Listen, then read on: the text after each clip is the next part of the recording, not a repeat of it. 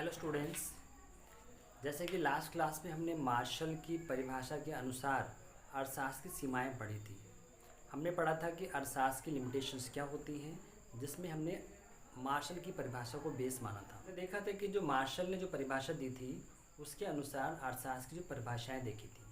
उसके बाद हम लोग आज डिस्कस करेंगे रॉबिन्स, जो प्रोफेसर रॉबिन्स थे, उन्होंने अर्थशास्त्र की परिभाषाएँ अर्थशास्त्र की सीमाओं के बारे में क्या बताया, और उनकी जो हम लोगों ने डेफिनेशन पढ़ी थी रॉबिन्स की, उसके अनुसार देखेंगे कि अर्थशास्त्र की क्या क्या सीमाएं होती हैं।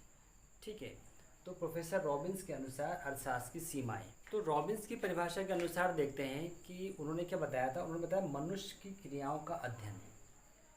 तो ये एक तरह से देखा जाए ये एक सीमा है, एक लिमिटेशन है रॉबिन्स की परिभाषा के अनुसार कि अर्थशास्त्र में हम मनुष्य की क्रियाओं का अध्ययन करते हैं। तो हम इसको एक लिमिटेशन क्यों मानते हैं, क्योंकि यहाँ पे ये देखा जाता है कि जो भी क्रियाएं मनुष्य के द्वारा की गई हैं उन्हीं को ही सिर्फ अर्थशास्त्र में उनका अध्ययन किया जाता है। बाकी जो क्रियाएं हैं और किसी, चाहे वो जानवर के द्वारा हों या और किसी चीज़ों के द्वारा की जा रही हों, उनको यहाँ पे अध्ययन नहीं किया जाएगा।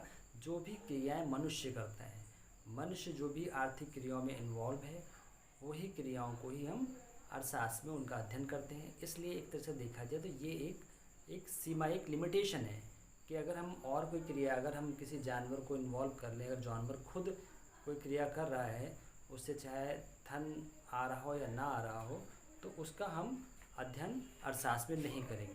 ठीक है, फिर दूसरी जो सीमा है क्या है, आर्थिक पहलू का अध्ययन। फिर हम देखते हैं जो रॉबिन्स ने अपनी परिभाषा दी थी उसमें बताया था उन्होंने कि हम अर्थशास्त्र में सिर्फ आर्थिक पहलुओं का ही अध्ययन करेंगे। तो ये भी एक तरह से देखा जाए तो एक सीमा है, क्योंकि उन्होंने एक तरह से ये कह दिया कि जो अनार्थिक क्रियाएं हैं, जो भी अनार्थिक क्रियाएं मनुष्य के द्वारा की जाएंगी, उनका हम अर्थशास्त्र में अध्ययन नहीं करते हैं। यहाँ पे हम उन्हीं क्रियाओं का अध्ययन करेंगे, उन्हीं एक्टिविटीज़ का स्टडी करेंगे जिनके द्वारा मनुष्य की जो क्रियाएँ कहीं ना कहीं धन को प्राप्त करने में, धन को उगाने में, धन उपार्जन में जो क्रियाएँ होती हैं उन्हीं का ही अध्ययन करते हैं। अब जैसे कोई व्यक्ति है, कोई व्यवसाय करता है, चाहे या कोई प्रोफेशन में है, अब से किसी पेशे में है, जैसे डॉक्टर है, इंजीनियर है, टीचर है, तो ये जो भी क्रियाएं कर रहे हैं, अगर उससे धन प्राप्त कर रहे हैं, अगर धन प्राप्ति के लिए वो क्रियाएं करते हैं, तो वो अर्थशास्त्र में उनका अध्ययन किया जाएगा। अन्यथा अगर कोई व्यक्ति सोशल वर्किंग, अगर कोई पढ़ाता है, टीचिंग करता है, या डॉक्टर है कोई भी, अगर उसके बदले में वो कोई धन नहीं लेता है, तो वो एक आर्थिक क्रिया नहीं होगी, तो उसका अध्ययन भी हम अर्थशास्त्र में नहीं करेंगे। तो एक तरह से देखा जाए तो एक लिमिटेशन है। अगर कोई भी क्रिया को अर्थशास्त्र में शामिल तभी किया जाएगा जब वो एक तरह से आर्थिक क्रिया होगी, जिसका कहीं ना कहीं उससे धन की प्राप्ति हो रही हो। उसके बाद हम देखते हैं कि जो अर्थशास्त्र है वो क्या है, मानव विज्ञान है।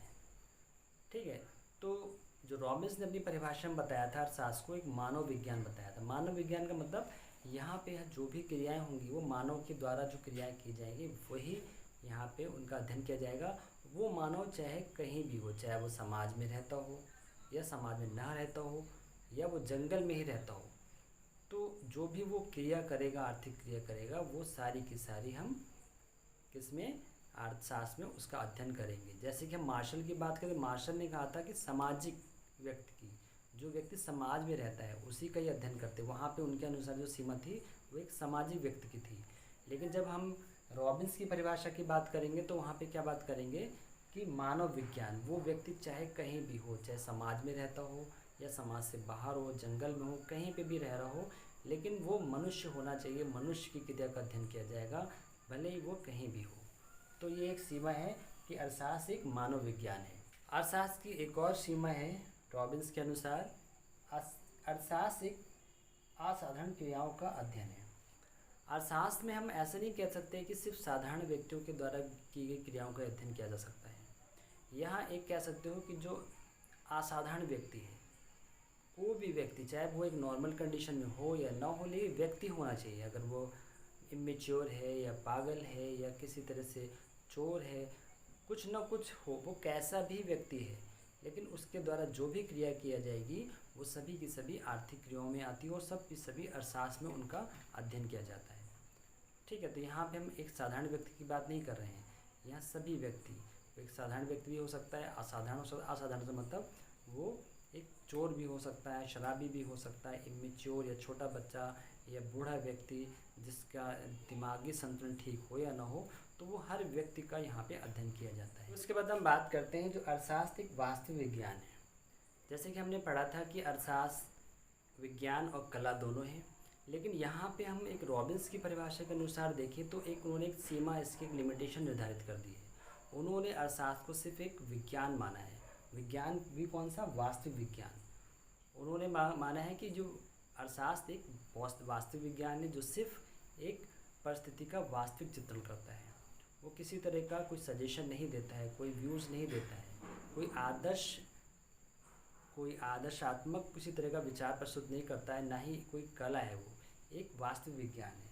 तो यहाँ पे हम बात करते हैं, ये भी एक अर्थशास्त्र की सीमा है कि अर्थशास्त्र एक वास्तविक विज्ञान है। हमने देखा कि जो अर्थशास्त्र की सीमाओं के बारे में पढ़ा, जिसमें मार्शल के द्वारा कुछ सीमाएं दी गई थी और रॉबिन्स के द्वारा कुछ सीमाएं दी गई थी।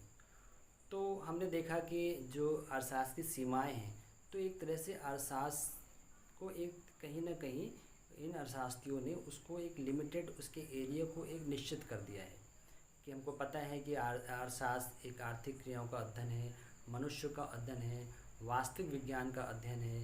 तो इस तरह से कई सीमाएं हमने पढ़ी और उसको एक लिमिटेड एरिया में हमने अर्थशास्त्र को पढ़ने के लिए एक क्षेत्र निर्धारित कर दिया। लेकिन अगर हम वास्तविकता की बात करें तो अर्थशास्त्र का जो क्षेत्र है वो बहुत विस्तृत है।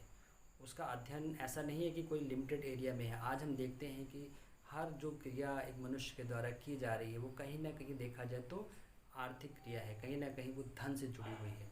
आज हम देख रहे हैं एक समाज की, या हम आज का जो वातावरण है, जो कॉम्पिटिटिव एरिया है, वहाँ अगर आप बाहर जाते हैं तो देखते हैं जो भी क्रियाएं की जा रही हैं, चाहे वो आर्थिक हो या अनार्थिक हो, तो कहीं ना कहीं हम देखते हैं कि मनुष्य उनको अपनी भौतिक सुख सुविधाओं को प्राप्त करने के लिए दिन रात मेहनत कर रहा है। तो देखा जाए तो हर जो क्रिया होती है वो कहीं ना कहीं मनुष्य की सुख सुविधाओं से जुड़ी हुई है। अपने भौतिक कल्याण को प्राप्त करने के लिए हर व्यक्ति दिन रात मेहनत कर रहा है। तो जो एक वास्तविक और आधुनिक युग की बात की जाए तो अर्थशास्त्र एक तरह से देखा जाए, अर्थशास्त्र का क्षेत्र बहुत विस्तृत है, उसकी सीमाएं भी बहुत बड़ी हैं। हम अर्थशास्त्र को कुछ सीमाओं के अंदर निर्धारित नहीं कर सकते। हम अर्थशास्त्र को का अध्ययन जब करना होगा तो अर्थशास्त्र को एक विस्तृत क्षेत्र में अध्ययन करेंगे, तभी जाके हम अर्थशास्त्र का संपूर्ण ज्ञान प्राप्त कर सकते हैं।